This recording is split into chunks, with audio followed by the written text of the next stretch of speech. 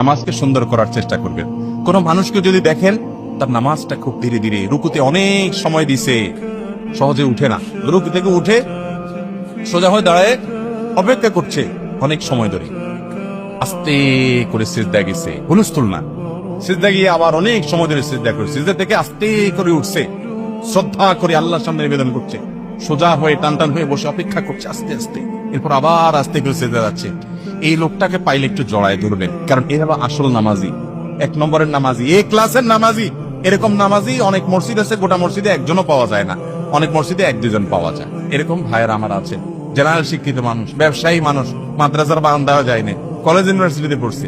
আমি নামাজের দিকে তাকায় দেখি, আরে আমিও তো এত সুন্দর করে নামাজ পড়ি না, আমি অনুপ্রাণিত হই যে মাশাআল্লাহ, তাহলে আরো সুন্দর করে আরো আস্তে আস্তে নামাজ পড়বো, যে তার 2 রাকাত নামাজে 10 মিনিট টাইম লাগা, দুনিয়ার মিটিং সিটিং ব্যবসা বাণিজ্য সব বললে যাক, নামাজে কোনো ছাড় নেই, কোনো তাড়াহুড়া নেই, কোনো হুলস্থুল নেই।